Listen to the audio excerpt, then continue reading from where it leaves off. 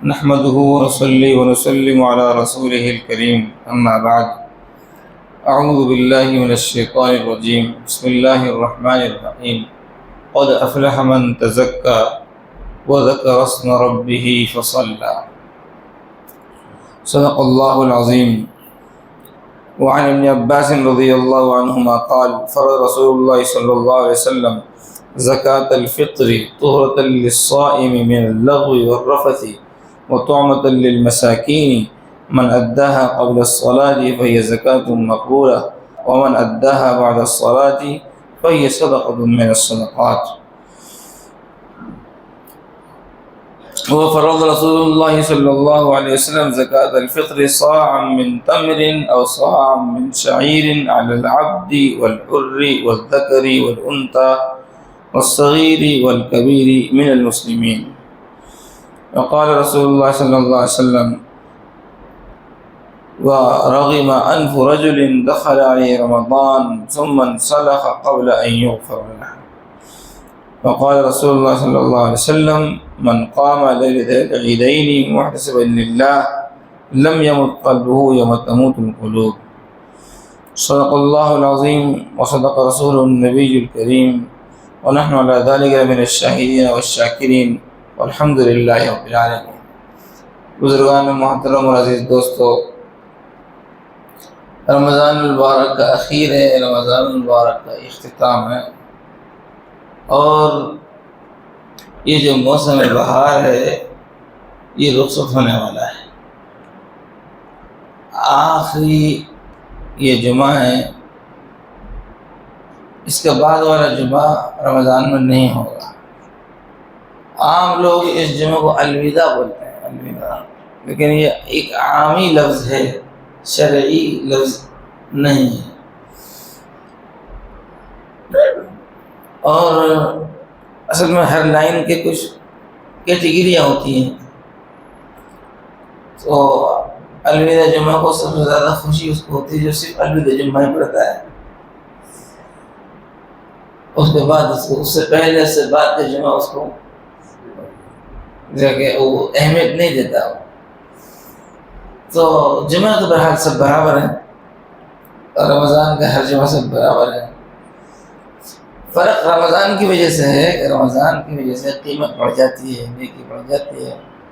رمضان میں آپ کو معلوم ہے ایک فرض 70 فرضوں کے برابر اور نفل فرض کے برابر گنی جا رہی ہے، اور قدم قدم پر لمحہ لمحہ اللہ تعالیٰ کی طرف سے روزہ داروں کے لیے کہیں دعاؤں کی قبولیت کا وعدہ، کہیں ان کی دعاؤں پر فرشتوں کے آمین کہنے کا ذکر، اور کہیں جناب جو ہے کہ افطار کے وقت ان کی مغفرت کا اعلان. یہ موسم بہار ہے، یہ مغفرت کا مہینہ ہے. اب یہ رخصت ہو کر جا رہا ہے. عام لوگ کہتے ہیں کہ الوداع، الوداع جمعہ. میں کہتا ہوں کہ رمضان کو اور جمعہ کو ہم کیا الوداع کریں گے؟ ہم خود ہی الوداع ہو رہے صاحب. یہ تو یقین ہے اگلے سال رمضان آئے گا، لیکن یہ یقین نہیں ہے کہ ہم ہوں گے. تو بجائے اس کے کہ رمضان کو الوداع کریں، اپنا آپ کو ہی الوداع کر دیں تو زیادہ بہتر ہے. رمضان تو آتے رہیں گے، جب تک قیامت آئے گی، جب تک ہر مہینہ آتے رہے گا. ہم اور آپ موجود ہوں گے یا نہیں ہوں گے، یہ اصل مسئلہ یہ ہے. اس لیے آدمی یہ تمنا کرے کہ اللہ اگر میری زندگی میں یہی اگر آخری رمضان ہے تو اللہ اس رمضان میں تو میرے لیے مغفرت کا اور رضا کا فیصلہ فرما دے. اور یہ بھی دعا کر سکتا ہے بندہ کہ اللہ زندگی میں بار بار رمضان کا مہینہ عطا فرما دے. آپ نے دیکھا ہوگا کہ بہت سی بوڑھی بڑی اس طرح سے دعا کرتی ہیں کہ اللہ میرے پوتوں کی شادی دکھا دے، اللہ میرے نواسوں کی شادی دکھا دے، میں اپنی بچیوں کی شادی دیکھ لوں، نکاح دیکھ لوں. اس طریقے سے تو اس کی تو کوئی فضیلت نہیں ہے، نہ اس کی کوئی ترغیب ہے. لیکن رمضان تک کے لیے اپنی دعا، رمضان تک کے لیے عمر کو مانگنا، زندگی کو مانگنا، یہ تو ثابت ہے. جیسا کہ اللہ نبی صلی اللہ علیہ وسلم رجب سے ہی دعا فرما رہے صاحب، اللہم بارک لنا فی رجب و شعبان وبلغنا رمضان. جی اللہم سلمنا لرمضان وسلم لنا وتقبلہ منا. مختلف دعاؤں کے الفاظ حدیث میں ملتے ہیں، جس سے یہ پتہ چلتا ہے کہ یہ تو تمنا کر سکتا ہے اور یہ تو دعا کر سکتا ہے، اے اللہ مجھے رمضان تک پہنچا. یا یوں کہہ دیجئے کہ اللہ زندگی میں بار بار رمضان عطا فرما. کیوں؟ رمضان میں نیکیاں اللہ تعالیٰ جھولی بھر بھر کر دیتا ہے، قیمت بڑھ جاتی ہے صاحب، نوازا جاتا ہے، آندھی کی طریقے سے لٹایا جا رہا ہے. تو بہرحال رمضان کا اخیر ہے، اور میں عرض کیا کرتا ہوں، آپ نے سنا ہوگا کہ رمضان کا جتنا اخیر ہوتا جاتا ہے، رمضان کے لمحات اتنے قیمتی ہوتے جاتے ہیں. سمجھ رہے ہیں آپ؟ یقیناً ہر دن قیمتی ہے، لیکن آخری دن سب سے زیادہ قیمتی ہے. چونکہ آپ نے سنا ہے حدیث پاک میں کہ اللہ تبارک و تعالیٰ ہر دن افطار کے وقت جہنم سے لوگوں کو آزاد فرماتا ہے. افطار کے وقت جہنم سے آزادی ملتی ہے، اور سب سے آخری دن جتنے شروع رمضان سے آج تک لوگوں کو دوزخ سے آزاد کیا گیا، اتنے اکیلے آخری دن آزاد کیا جاتا ہے. معلوم ہوا آخر زیادہ قیمتی ہے. شب قدر آخری عشرے میں ہے، اعتکاف آخری عشرے میں ہے، معلوم ہوا آخر زیادہ قیمتی ہے. اس لیے میرے عزیزوں میں دوستو، آخر کی زیادہ قدر کرنی ہے. اور آخر میں سب سے زیادہ کس چیز کا احساس کرنا ہے؟ سب سے زیادہ اس چیز کا احساس کرنا ہے کہ کہیں ایسا نہ ہو کہ رمضان گزر جائے اور میری مغفرت نہ ہو. یہ سب سے زیادہ بڑا مسئلہ. حدیث پاک میں سرکار عالم جناب حضرت محمد رسول اللہ صلی اللہ علیہ وسلم کے ارشاد گرامی ہے، وَرَغِمَ أَنْفُ رَجُلٍ دَخَلَ عَلَيْهِ رَمَضَانَ ثُمَّ انْسَلَخَ قَبْلَ أَنْ يُغْفَرَ لَهُ. ہلاک ہو جائے وہ شخص، برباد ہو جائے وہ شخص جس کو رمضان جیسے مبارک اور مقدس مہینہ ملا، اور وہ یوں ہی گزر گیا کہ اس کی مغفرت بھی نہیں ہوئی. اور آپ نے وہ حدیث بھی سنی ہے جس میں یہی مضمون ہے کہ اللہ کے صلی اللہ علیہ وسلم نے ممبر پر قدم رکھا تو آمین فرمایا. اس میں 3 جو بد دعائیں دی ہیں ان میں سے ایک یہی بد دعا ہے، ہلاک اور برباد ہو جائے وہ شخص جس کو رمضان کا مہینہ ملا اور پھر اس کی مغفرت نہ ہو. آپ اندازہ لگائیے کہ جب خوب لٹایا جا رہا ہو، خوب تقسیم کیا جا رہا ہو، ایک ایک کو پکڑ پکڑ کر دیا جا رہا ہو، اور پھر بھی اگر کسی کو کوئی چیز نہ ملے تو لوگ کیا کہتے ہیں؟ بھائی تم کہاں تھے؟ تقسیم تو سب کو ہوا ہے، بانٹا تو سب کو گیا ہے، نوازا سب کو گیا ہے. اس کے الطاف تو ہیں عام شہیدی سفر، اس کے الطاف تو ہیں عام شہیدی سب پر. تجھ سے کیا ضد تھی؟ تجھ سے کیا ضد تھی؟ گر تو کسی قابل ہوتا. اس کے الطاف تو ہیں عام شہیدی سب پر، تجھ سے کیا ضد تھی؟ گر تو کسی قابل ہوتا. اللہ تو سب کو دے رہا ہے، اللہ تو سب کو تقسیم کر رہا ہے. تو میں عرض کر رہا تھا کیٹیگریاں ہوتی صاحب. کچھ لوگ ایسے خالی سحری افطاری کرتے ہیں، روزہ نہیں رکھتے. کچھ لوگ ایسے جو خالی جمعہ کا رکھتے ہیں صاحب. کچھ لوگ ایسے جو صرف الوداع جمعہ کا رکھتے ہیں. اور نماز پڑھنے والوں کی کیٹیگریاں ہیں. کچھ لوگ وہ جو سال بھر نہیں پڑھتے لیکن رمضان میں پڑھتے ہیں، اور کچھ لوگ وہ جو رمضان میں بھی جمعہ پڑھتے ہیں، اور کچھ لوگ وہ ہیں جو رمضان میں بھی صرف الوداع جمعہ ہی پڑھتے ہیں. سب زیادہ خوشی ہوتے ہیں الوداع جمعہ. رمضان کی کیٹیگری ہیں. کچھ لوگوں کے رمضان کی کیٹیگری صرف خالی رمضان میں وہ ٹوپی اوڑھ لیتے ہیں بس رمضان، اور وہ ٹوپی اوڑھ کر بیڑی پی رہے ہیں. یہ ان کو دھیان نہیں رہتا کہ بیڑی لوگوں کو دکھ رہی ہے، ٹوپی جو دکھ رہی ہے بیڑی بھی دکھ رہی ہے. بہرحال وہ جہالت ہے لوگوں کی، وہ نا خاندانی ہے. وہ جاہلیت کا دور ہے ان کا. لیکن یہ تو آپ جانتے ہیں روزہ فرض ہے، تراویح سنت مؤکدہ ہے جی، اور اسلامی لباس یہ پورا سال ہے. ایک بات اور یاد رکھیں آپ کہ ہمارے پاس اسلامی لباس کم از کم مسجد میں آنے کے لیے ہونا چاہیے. آدمی جو ہے نا غیر اسلامی لباس کا اتنا عادی ہو گیا ہے کہ صاحب نمازوں میں وہی پہنتا ہو. اب ایک وبا چل رہی ہے ننگے سر نماز پڑھنے کی.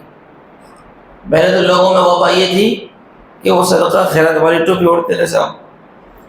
اب سب کو پتا ہے کہ یہ برائے ایصال ثواب مرحوم کی طرف سے یہ ٹوپی رکھی ہے، اور سب کو پتا ہے صدقہ کی ہیں، خیرات کی ہیں، اور سب کو پتا ہے کہ یہ جناب جو ہے جب کمپنی میں سے آئی تھی نکلی تھی جب ہی دھلی تھی ہے، اس کے بعد بھی قیامت تک نہیں دھلیں گی. آپ کو عجیب بات، بہت سے علماء نے دوسرے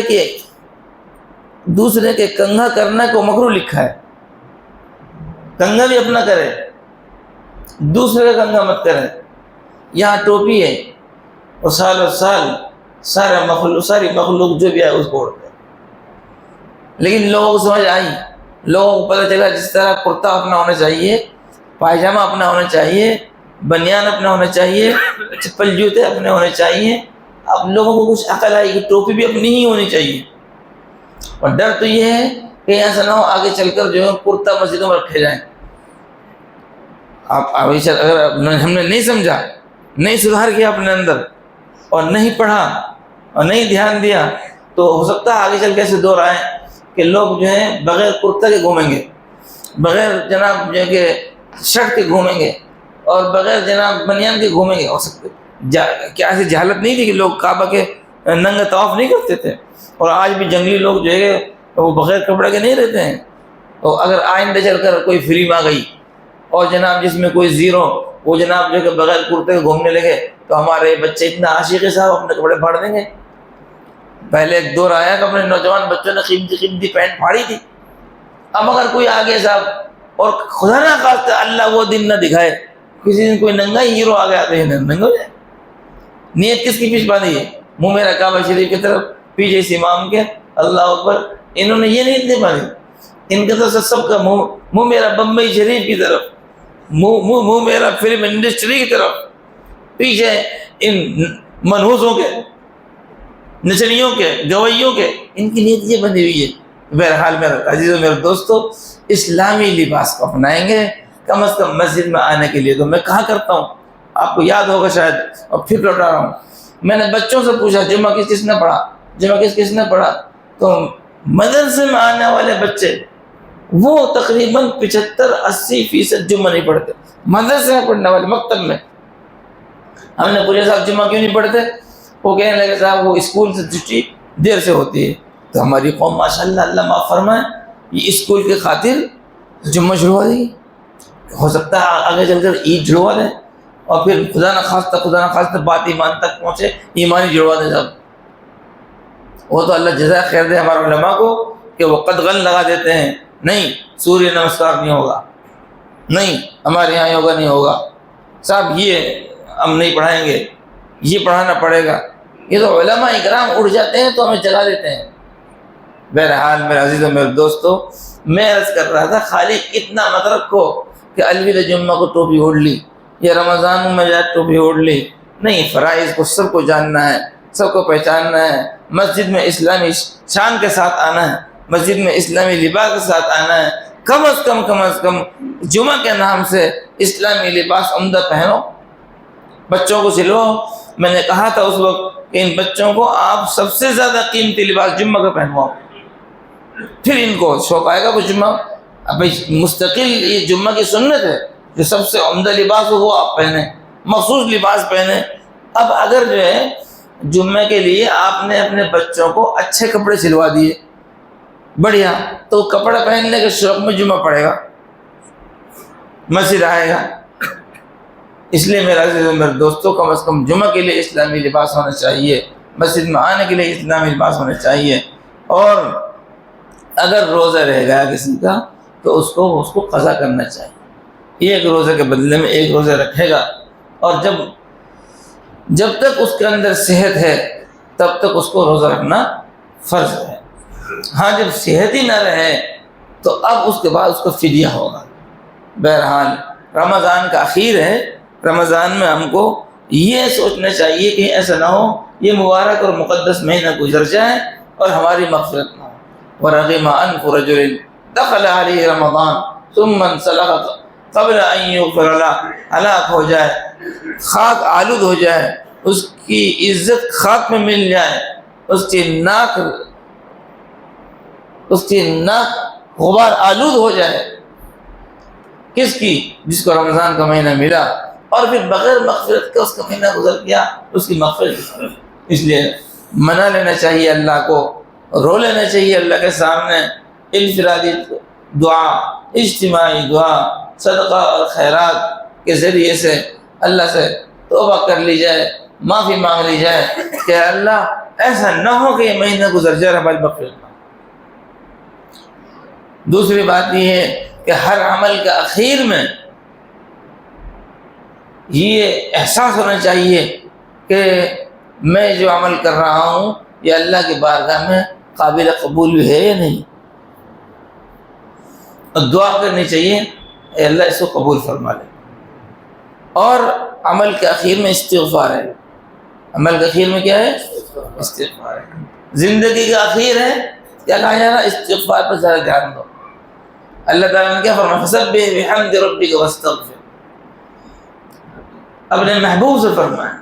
اشارہ اس میں یہ تھا کہ اب سب ذمہ داریاں آپ کی پوری ہو چکی ہیں، اب آپ ہماری طرف دھیان لگا دیجئے، اپنے رب کی تسبیح بیان کیجئے اور استغفار کیجئے۔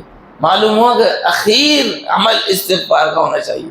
آپ نے نماز پڑھی صاحب، قرآن پڑھا، نماز میں اللہ کی تسبیح بیان کی، تحمید بیان کی، اور جناب جو ہے کہ درود و سلام پڑھا، التحیات اور درود شریف پڑھی، اور اس کے بعد آپ اخیر میں کیا کہنے صاحب؟ اللہم انی ظلمت نفسی، اے اللہ میں نے بہت بڑا گناہ کیا ہے، اے اللہ میں اپنے نفس پر ظلم کیا ہے۔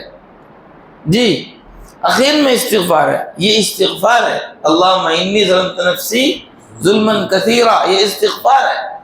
استغفر اللہ، یہ بھی استغفار ہے۔ لا الہ الا انت سبحانک انی کنت من الظالمین، یہ بھی استغفار ہے۔ استغفار کا مطلب کیا ہے؟ اللہ سے معافی مانگنا، معافی چاہنا، توبہ کرنا۔ تو یہ سب اللہم انی ظلمت نفسی، اب صاحب نماز کے اخیر میں یہ کیوں رکھا صاحب؟ یہ یاد دلانے کے لیے، یہ سمجھانے کے لیے کہ جس رب کے سامنے تم عبادت کے لیے کھڑے ہو اس کی شان بہت بلند ہے اور بہت بلند۔ شروع میں کہلوا دے تم سے نیت مانتے ہی، سبحانک اللہم وبحمدک وتبارک اسمک،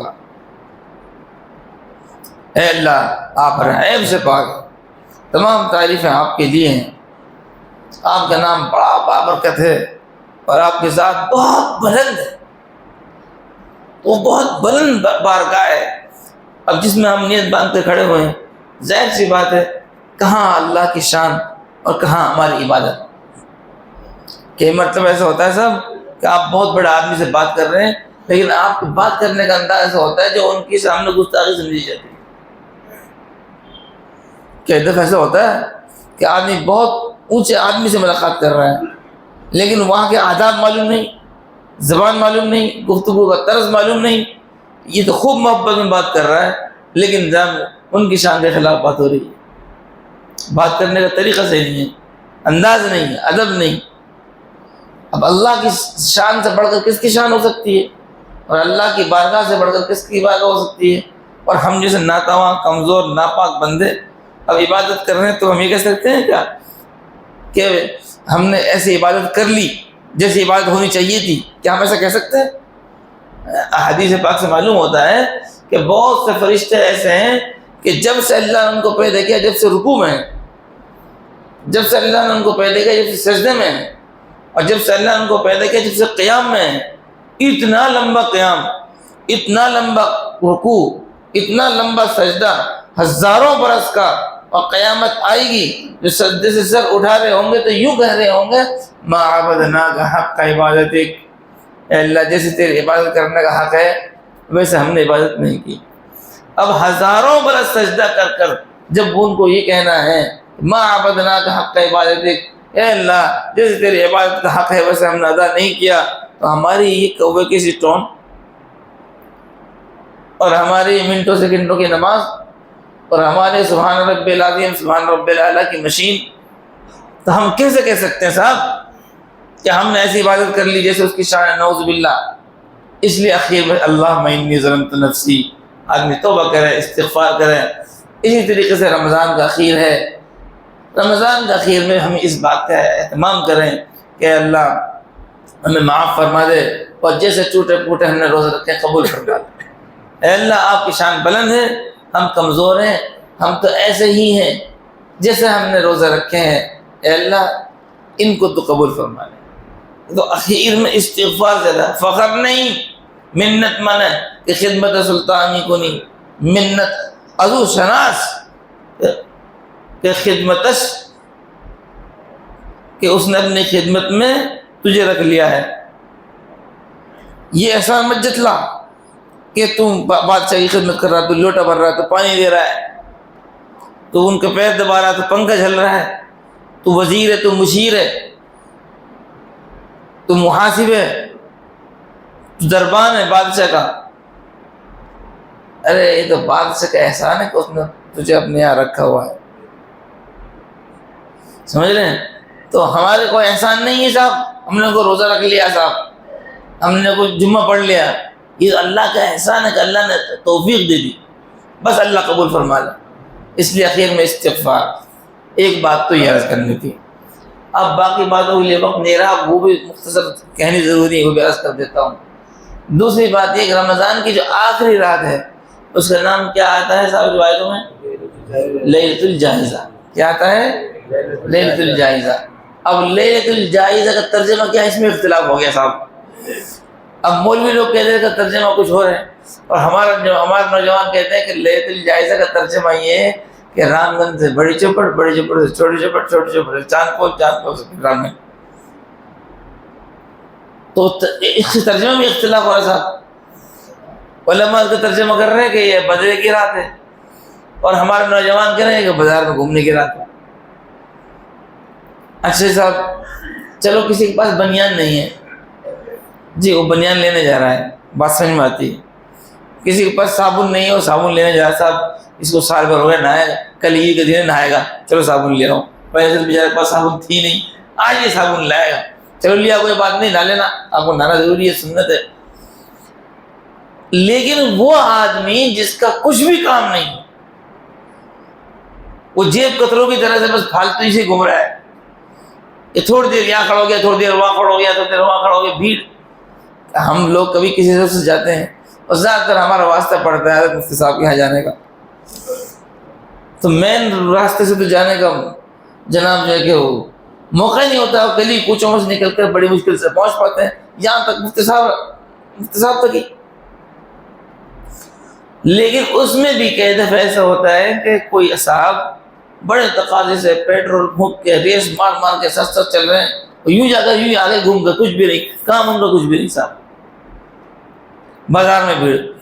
اب آپ اندازہ لگائیے کہ کسی سخی داتا کے در سے کچھ تقسیم ہو رہا ہو اور مانگنے والے سائل وہ دروازے بجا کر وہاں پہنچ کر سوال کر رہا ہو، اب پتہ چلا کہ صاحب سائلین کی لائن لگی ہوئی صاحب، وہ انتظار میں ہے کہ داتا باہر آئے گا تو دے گا، اور جب وہ سخی عنایت کرنے کے لیے، دینے کے لیے وہ باہر آیا تو صاحب یہ منہ موڑ کے چل دے، اس کی توجہ دوسری طرف ہو گئی، رخ دوسری طرف کر لیا، وہ دینے والا خوش ہوگا کہ ناراض ہوگا؟ ناراض ہوگا نا جی، کہ وہ پہلے ہی خود بھی وہ انتظار میں تھا کہ یہ آئیں گے مانگنے والے تو ان کو دینا ہے، اب دروازے بجایا اس نے، اب یہ جناب یہ دینے کے لیے آئے صاحب، اور انہوں نے رخ کر لیا دوسری طرف، پیٹ موڑ کے کھڑے ہوئے، تو ناراض ہوگا خوش ہوگا؟ ظاہر سی بات ہے ناراض ہوگا، غصہ آئے گا۔ پورے رمضان اللہ کی فرما برداری میں لگے رہے، عبادت میں لگے رہے، اور جب اللہ نے کہا کہ آؤ میرا قاعدہ، میرا قانون یہ ہے کہ پسینہ خشک ہونے سے پہلے مزدوری دے دی جائے۔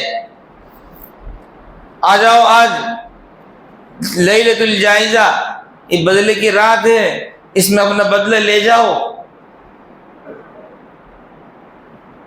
فرشتوں کو کھڑا کر دیا جا رہا ہے کہ اعلان کرو تو ان کی مغفرت کا، ان کی بخشش کا، ان کو خوشخبری سناؤ۔ اور اعلان ہو رہا ہے کہ پہلے رمضان سے لے کر آج تک جتنے لوگوں کو دوزخ سے آزاد کیا، بخشا، آج اتنے کو، آج ایک ہی افطار کے اوسط کو آزاد کر دیا جائے۔ اس قدر دہانے کھولے جا رہے ہیں بخشش کے، عطا کے، دیا جا رہا ہے، عنایت کیا جا رہا ہے، اور یہ صاحب جناب سلام پھیر کے چل دیے۔ 29 روزے رکھ لیے، 30 روزے رکھ لیے، اور جب آیا بدلہ اللہ کی بارگاہ میں کچھ لینے کا تو سلام پھیر کے چل دیے صاحب، رخ موڑ کے چل دیے، ٹاٹا بابا کر کے نکل لیے۔ ایسا چلے گا؟ نہیں میرا عزیز میرے دوستو، حدیث پاک میں ہے من قام لیلۃ العیدین محتسبا للہ لم یمت قلبہ یوم تموت القلوب۔ جو آدمی عید کی رات میں، عید اور بقرعید کی راتوں میں قیام کرے، عبادت کرے، اللہ کے سامنے کھڑا ہو، تو جس دن دلوں کو مردہ کر دیا جائے گا، ہوش ختم کر دیے جائیں گے، اس دن قیامت کے ہولہ کے میں یہ شخص مطمئن ہوگا۔ محتسبا للہ، کہیں روایت میں للہ محتسبا، کہیں محتسبا للہ، یہ خاص طور پر اشارہ کر دیا جس کو ثواب کا یقین ہوگا وہی عمل کرے گا۔ من قام لیلۃ العیدین، عید اور بقرعید کی رات میں جو عبادت کے لیے کھڑا ہوا، جگہ عبادت کی، محتسبا للہ، اللہ کو راضی کرنے کے لیے ثواب کی امید کے ساتھ۔ اب جس کو ثواب کی امید ہوگی وہ عید کی رات میں عبادت کرے گا، وہ عید کی رات میں بازار نہیں گھومے گا، وہ عید کی رات میں واہی تباہی کرتا۔ اب لوگ یہ سمجھتے ہیں کہ تہوار ہے صاحب، اصل میں یہ جو ہے نا ہمارا دماغ صحیح معنی میں دھلا ہوا نہیں ہے، واش نہیں ہوا، مخلوط ہے نا صاحب، کہ ہر قسم کے مذہب کے لوگ رہتے ہیں صاحب۔ اب ہمارا تو دھرم اور ہمارا مذہب تو یہ ہے کہ تہوار عید کا دن ہے، اور عید کی رات وہ عبادت کی رات ہے۔ اچھا صاحب، عید کے دن میں بھی یہ نہیں ہے کہ ناچو، خدا کو بھولو، نہیں، وہاں بھی یہ ہے کہ صدقہ فطر ادا کرو اور 2 رکعت نماز پڑھو۔ مومن کا دل خوش ہوتا ہے عبادت میں، مومن کو تفریح ہی ملتی ہے عبادت میں، مومن کو خوشی ہوتی ہے اللہ کو خوش کر کے۔ خدا کو بھول کر مومن خوش نہیں ہوتا۔ جو آدمی عید کے دن نماز نہ پڑھے اس کی کیا عید ہے؟ اور دوزخ کے تو اس کے لیے بہت لکھا جا رہا کہ اتنے دن تک اس پر دوزخ واجب ہو گئی، نماز چھوڑ کر جہنم کا وہ عمل کر رہا ہے، وہ کس بات کو خوش ہوگا؟ ایک طرف کسی کو پھانسی کے پروانے لکھے جا رہے ہوں اور دوسری طرف جناب وہ ناچ رہا ہو، لوگ کیا کہیں گے؟ پاگل ہے۔ تو ایک طرف جناب دوزخ کے فیصلے لکھے جا رہے ہوں اور دوسری طرف وہ خوش ہو رہا ہو، تو نماز چھوڑ کر کیا عید؟ خدا کو بھول کر کس بات کی عید؟ جہنم میں بھی کوئی مطلب جو کہ کوئی آدمی خوش ہوتا ہے، العیاذ باللہ ثم العیاذ باللہ، اللہ ہم سب کی حفاظت فرمائے۔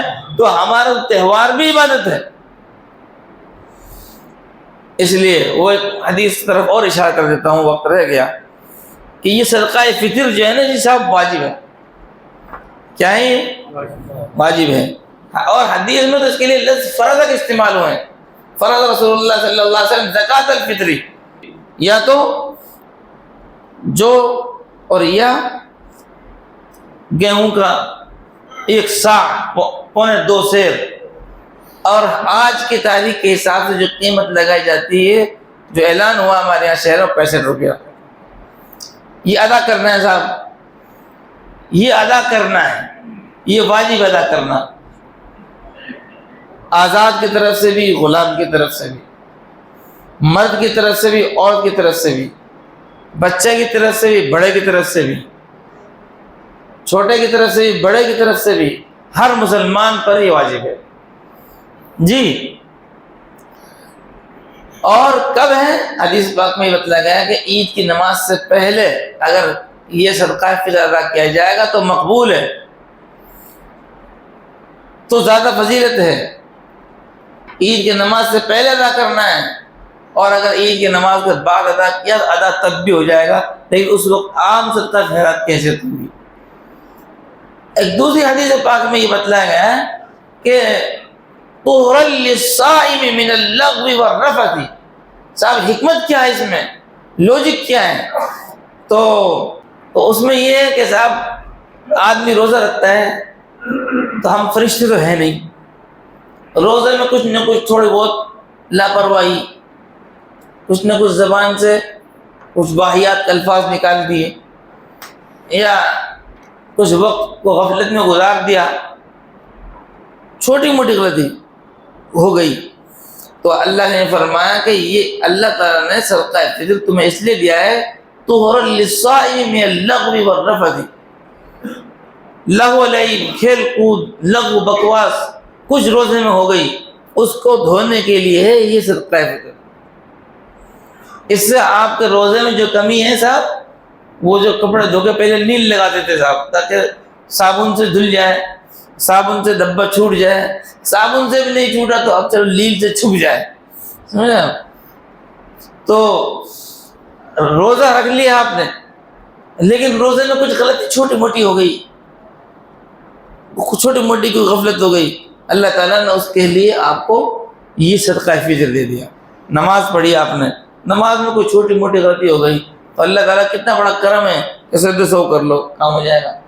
ہر غلطی پہ سجدہ سہو نہیں ہے، یہ سمجھنا آپ ہر غلطی پہ سجدہ سہو کرے، جن غلطیوں کو سجدہ سہو ہے اس پہ بھی اللہ کا احسان ہے۔ 4 رکعت نماز پڑھی آپ نے، اور 4 رکعت میں آپ نے ایک پارہ پڑھا ہے آپ نے، اب ایک پارہ پڑھ کر آپ سلام پھیر رہے ہیں، اور پتہ چلا کوئی غلطی ایسی ہو گئی کہ واجب چھوٹ گیا صاحب، تو حکم تو یہ تھا دوبارہ پڑھ، ایک پارہ پھر پڑھ، 4 رکعت پھر پڑھ، لیکن اللہ تعالیٰ نے رحم فرما کر بندوں کو کیا بول دیا؟ سجدہ سہو کر لے، واجب چھوٹنے تک میں تمہارا سجدہ سہو سے ہی کام چلا دوں گا۔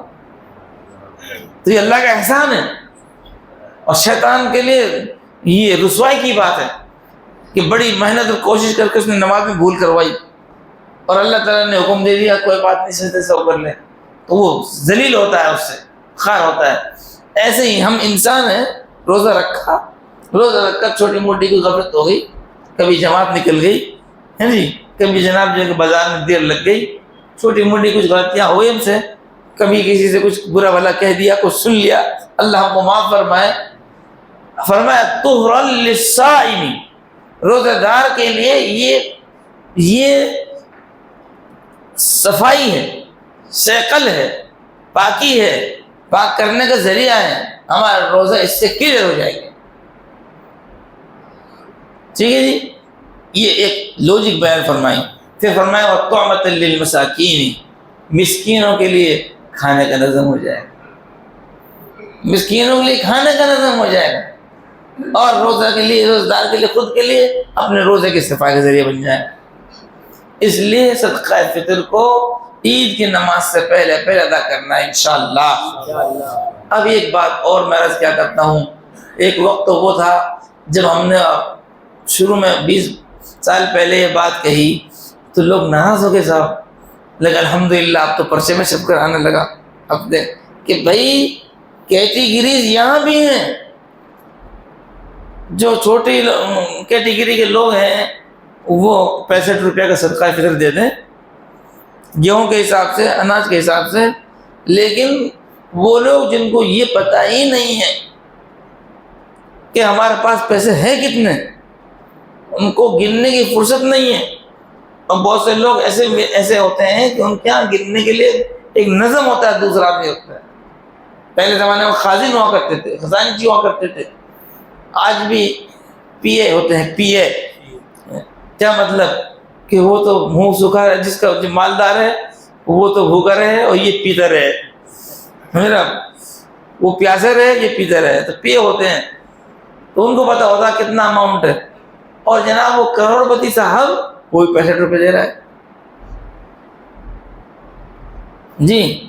اس لیے اوپر سے لگا ہوا سامنے، اس کو ضرور پڑھ کر جائیں تو کم سے کم 65 روپیہ ہے، کم سے کم. ورنہ کشمش کے حساب سے ادا کرے آدمی، اور اس میں کشمش کے حساب سے بھی ہے اور اس میں جناب کھجور کے حساب سے بھی ہے جی. تو آدمی کی جو کیٹیگری ہے اس حساب. ہاں اتنی بات ضرور ہے، اگر 65 روپے کے حساب سے کروڑ پتی دے گا صدقہ فطر تو جب بھی ادا ہو جائے گا، صدقہ فطر تو تب بھی ادا ہو جائے گا، سب کی طرف سے ادا ہو جائے گا.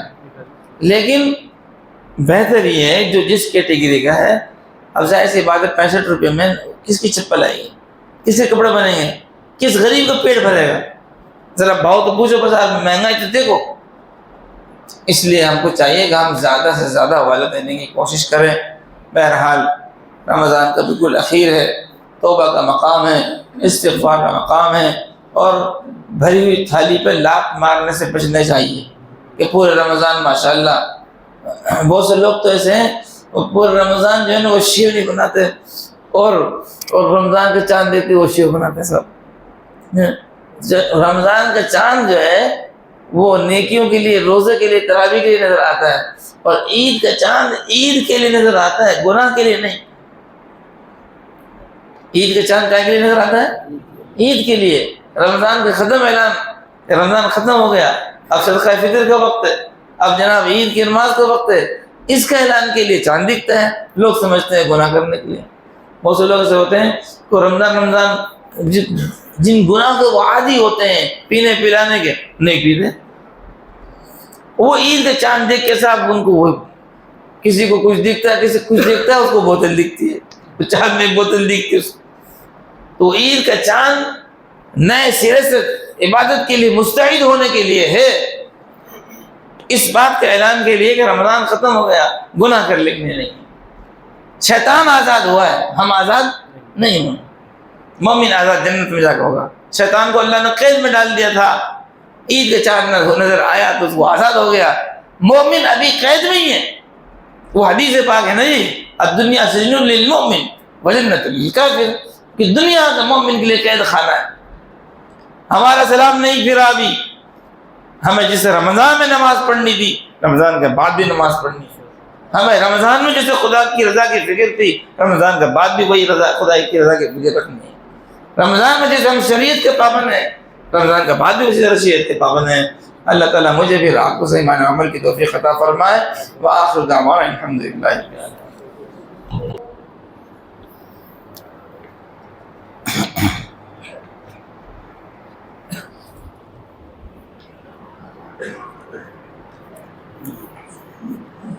الحمد لله الذي وفقنا لتكميل عدة رمضان ونكبره على ما هدانا لهلال الإسلام والإيمان، ونشهد أن لا إله إلا الله وحده لا شريك له، ونشهد أن سيدنا ومولانا محمدا عبده ورسوله الأمين صلى الله عليه وعلى آله وأصحابه أجمعين وسلم تسليما كثيرا كثيرا.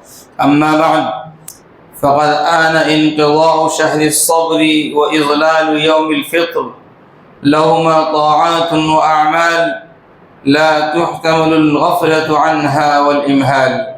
منها التلافي لما فرط منا في هذه الأيام لئلا ترغم أنوفنا، كما قال عليه الصلاة والسلام: ورغم أنف رجل دخل عليه رمضان ثم انسلخ قبل أن يغفر له.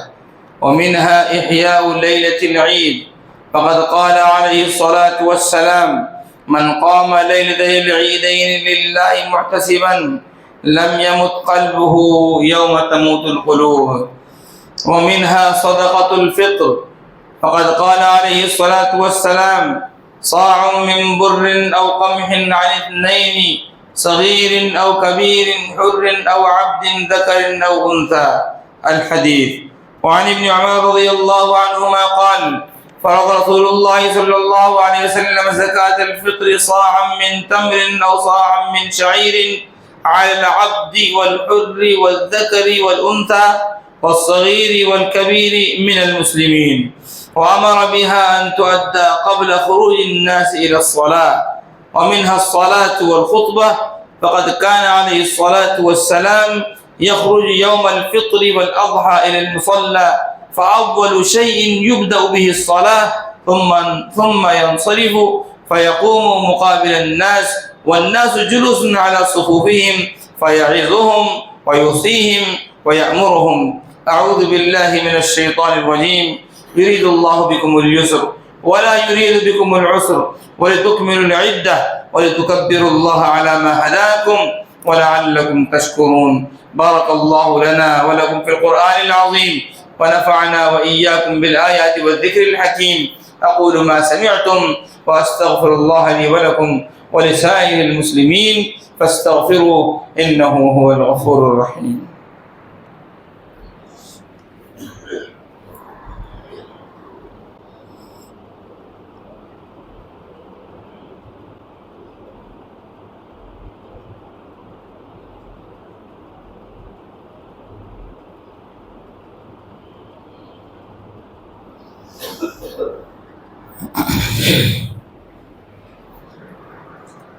الحمد لله نحمده ونستعينه ونستغفره ونؤمن به ونتوكل عليه، ونعوذ بالله من شرور أنفسنا ومن سيئات أعمالنا. من يهده الله فلا مضل له ومن يضلله فلا هادي له، ونشهد أن لا إله إلا الله وحده لا شريك له، ونشهد أن سيدنا ومولانا محمدا عبده ورسوله صلى الله تعالى عليه وعلى آله وأصحابه وبارك وسلم.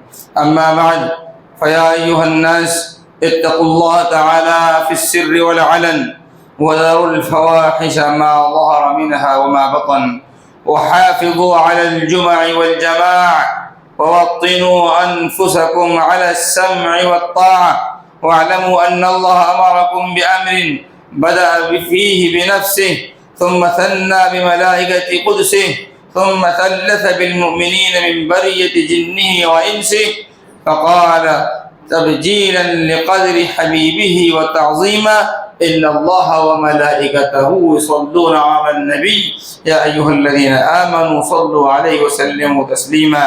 فقال عليه الصلاة والسلام: البخيل الذي من ذكرت عنده فلم يصلي علي. فقال عليه الصلاة والسلام: من صلى علي واحدة صلى الله عليه عشرا. اللهم فصل وسلم وبارك على أحب خلقك إليك وأكرمهم لديك، سيدنا ومولانا محمد وآله وصحبه وتابعيه، كما تحب وترضى عدد ما تحب وترضى. وارض اللهم عن أبي بكر الصديق صديق نبيك من قال في حقه رسول الله صلى الله عليه وسلم: لو كنت متخذا خليلا لاتخذت أبا بكر خليلا، رضي الله تعالى عنه. وارض اللهم عن الناطق بالصدق والصواب من قال في حقه سيد الجن والبشر: لو كان بعدي نبي لكان عمر، رضي الله تعالى عنه. وارض اللهم عن كامل الحياء والإيمان من قال في حقه سيد ولد عدنان: لكل نبي رفيق في الجنة ورفيقي فيها عثمان بن عفان، رضي الله تعالى عنه. وارض اللهم عن مركز الولاية والقضاء من قال في حقه النبي الأواه: من كنت مولاه فعلي مولاه، رضي الله تعالى عنه. وارض اللهم عن السيدين ريحانتي سيد الكونين من قال في حقهما سيد الكونين: سيدا شباب أهل الجنة الحسن والحسين، رضي الله عنهما. وارض اللهم عن أمهما فاطمة الزهراء من قال في حقها رسول الله صلى الله عليه وسلم: سيدة نساء أهل الجنة فاطمة، رضي الله تعالى عنها. وارض اللهم عن جميع الصحابة خصوصا عن معاوية رضي الله عنه. وارض عن بناته زينب ورقية وأم كلثوم وفاطمة، وعن أزواجه خصوصا عن خديجة وعائشة وحفصة رضي الله عنهن. وعن عمي نبيك أبي عمارة الحمزة وأبي الفضل العباس رضي الله تعالى عنهما وعن التابعين وأتباعهم أجمعين إلى يوم الدين. اللهم وفق ولاة الإسلام وسلاطينهم لما تحبه وترضاه. اللهم وفق ولاة الإسلام وسلاطينهم لما تحبه وترضاه. اللهم انصر من نصر الدين، اللهم انصر من نصر الدين القويم واجعلنا منهم، واخذل من خذل المسلمين ولا تجعلنا معهم. واغفر اللهم جميع المؤمنين والمؤمنات والمسلمين والمسلمات الأحياء منهم والأموات إنك سميع قريب مجيب الدعوات. عباد الله رحمكم الله، إن الله يأمر بالعدل والإحسان وإيتاء ذي القربى وينهى عن الفحشاء والمنكر والبغي يعظكم لعلكم تذكرون. اذكروا الله تعالى يذكركم وادعوه يستجب لكم، ولذكر الله تعالى أعلى وأولى وأعز وجل وأهم وأكبر.